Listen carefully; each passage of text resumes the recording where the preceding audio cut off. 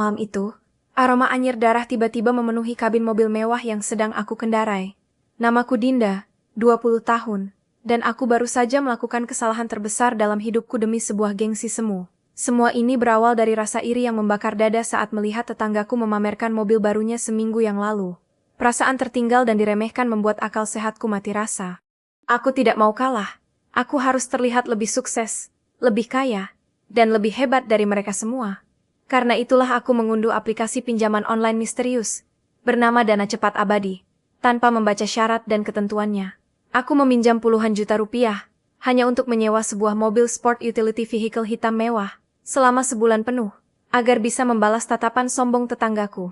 Namun, aku sama sekali tidak menyadari bahwa uang yang kuterima malam itu bukanlah uang biasa. Ada harga mengerikan yang harus kubayar, dan penagih hutangnya bukanlah manusia, melainkan sesuatu yang sangat gelap. Aku masih ingat dengan jelas bagaimana panasnya hatiku sore itu. Tetanggaku, seorang wanita seumuranku, baru saja memarkirkan mobil putih mengkilap di garasinya. Ia tersenyum sinis ke arahku yang hanya berdiri di teras rumah dengan tatapan kosong. Bisik-bisik tetangga lain yang memujinya terasa seperti sayatan pisau di telingaku. Aku masuk ke kamarku dengan napas terengah-engah, menahan tangis bercampur amarah yang tak tertahankan. Mengapa dia bisa sedangkan aku tidak? Pertanyaan itu terus berputar di kepalaku seperti kaset rusak. Jari-jariku dengan gemetar membuka layar ponsel, mencari cara cepat untuk mendapatkan uang.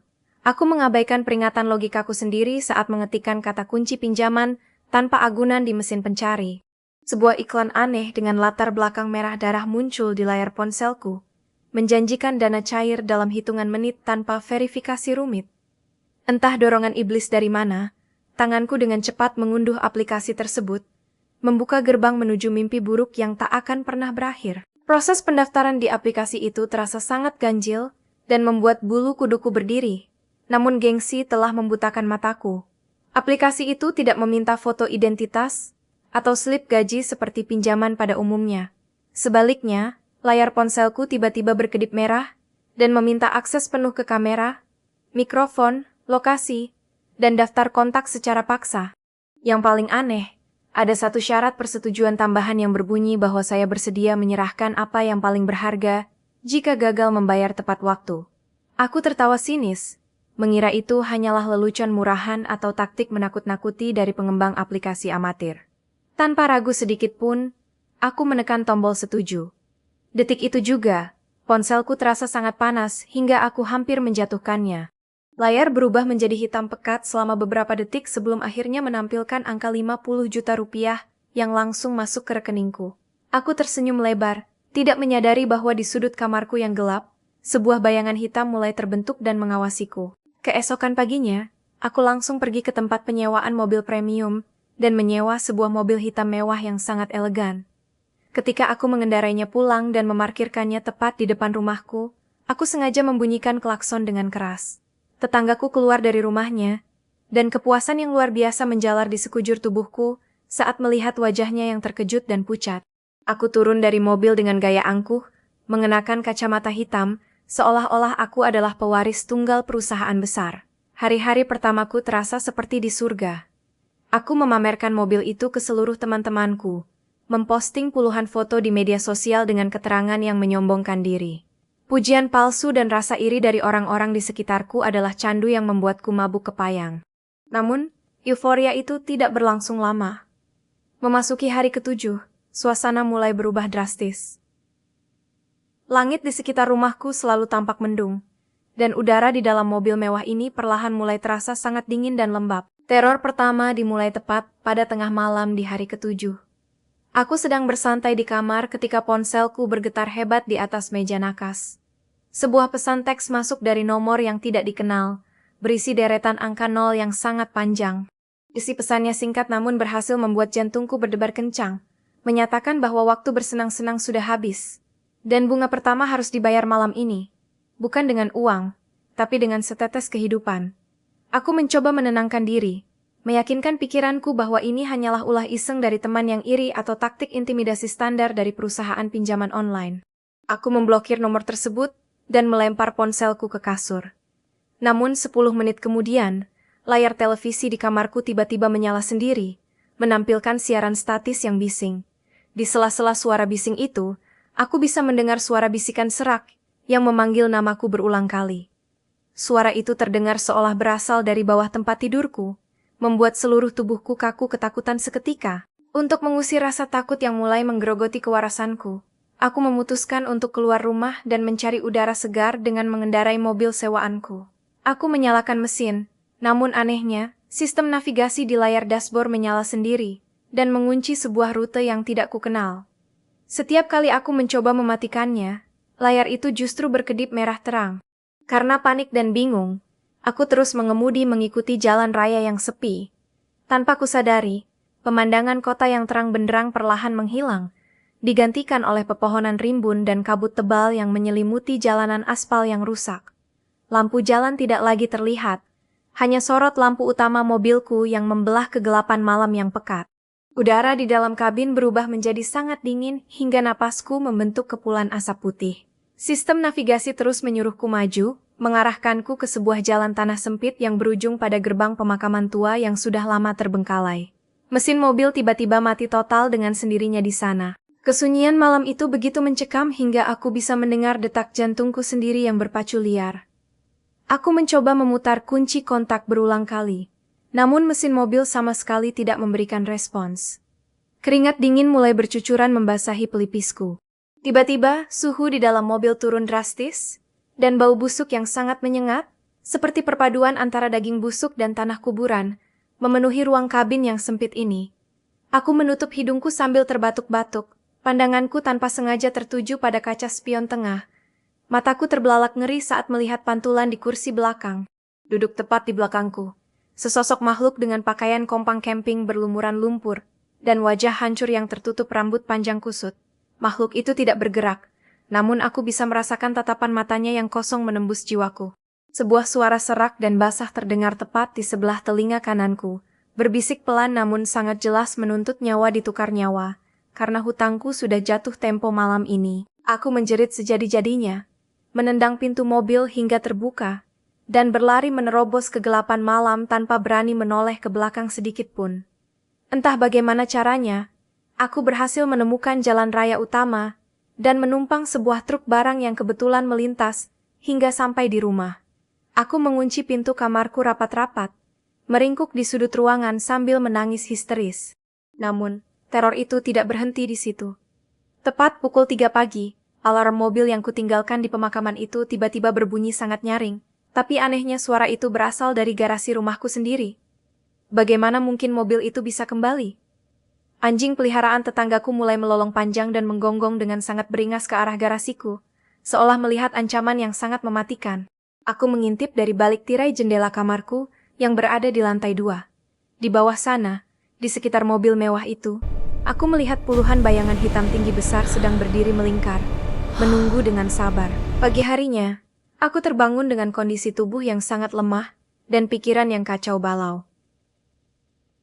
Berharap semua kejadian semalam hanyalah mimpi buruk akibat stres, aku mengecek saldo rekening bankku di ponsel. Mataku terbelalak ngeri melihat angka di layarku, menunjukkan saldo minus 100 juta rupiah.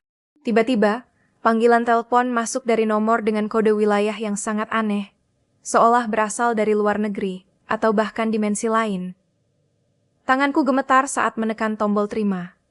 Dari seberang sana, bukan suara manusia yang terdengar, melainkan suara gesekan logam berkarat, yang disusul oleh tawa berat yang bergema di kepalaku.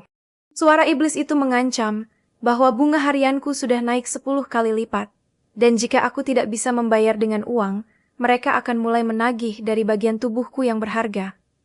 Sesaat setelah itu, cermin di kamarku retak dengan sendirinya, membentuk pola menyerupai wajah iblis yang sedang tersenyum sinis, menatap penderitaanku yang tiada akhir. Ancaman mereka bukanlah gertakan sambal belaka.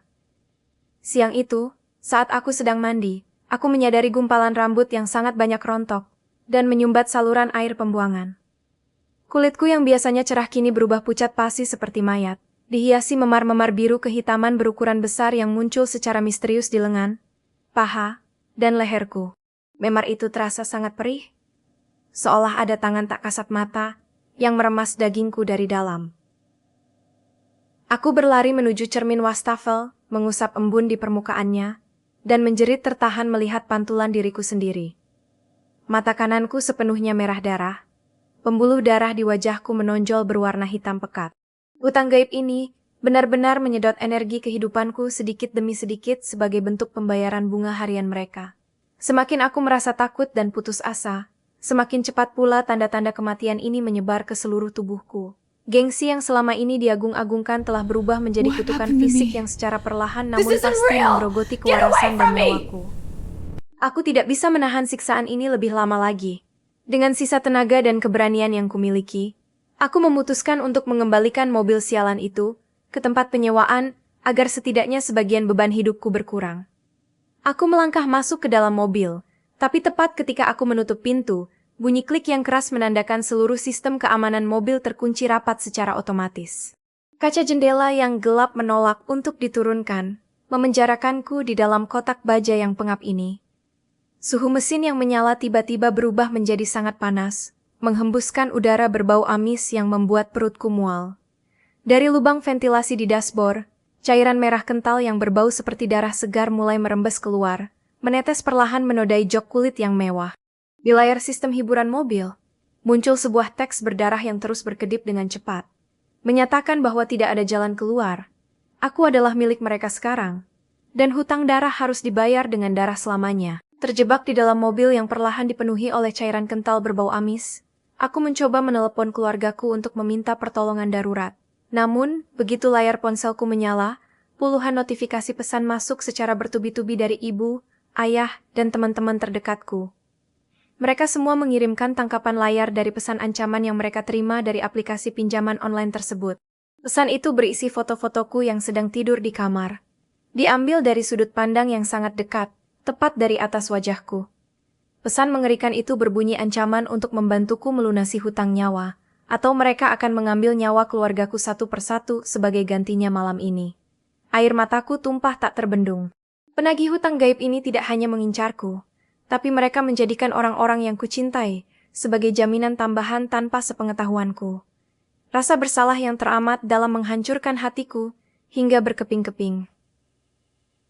Gara-gara keangkuhanku dan rasa iriku, kini nyawa seluruh keluargaku ikut terancam bahaya yang mematikan. Dalam puncak kepanikan dan keputusasaan, aku memukul kaca jendela mobil dengan ponselku sekuat tenaga, hingga layar ponsel itu hancur berkeping-keping dan melukai tanganku. Darah segar menetes dari jari-jariku, namun rasa sakit itu tidak sebanding dengan ketakutan yang merayapi jiwaku. Anehnya, meskipun ponselku sudah hancur total, suara notifikasi aplikasi itu tiba-tiba menggema keras dari sistem audio mobil. Layar dashboard berubah menjadi merah menyala, menampilkan sebuah jam hitung mundur berukuran besar yang menunjukkan angka 60 menit. Waktuku di dunia ini hanya tersisa 1 jam sebelum mereka datang menagih nyawaku secara langsung. Kegelapan di luar mobil semakin pekat, seolah menelan garasi rumahku ke dalam dimensi lain yang terisolasi dari dunia nyata. Bayangan-bayangan hitam yang kulihat semalam kembali muncul. Kali ini mereka merangkak perlahan mendekati mobil, mengelilingiku dengan suara erangan yang memekakkan telinga. Aku menjerit meminta tolong, memukul-mukul kaca kemudi sambil menangis terseduh-seduh, namun tidak ada satupun yang mendengar. Waktu terus berjalan tanpa belas kasihan. Angka di layar dashboard kini menunjukkan sisa 5 menit terakhir.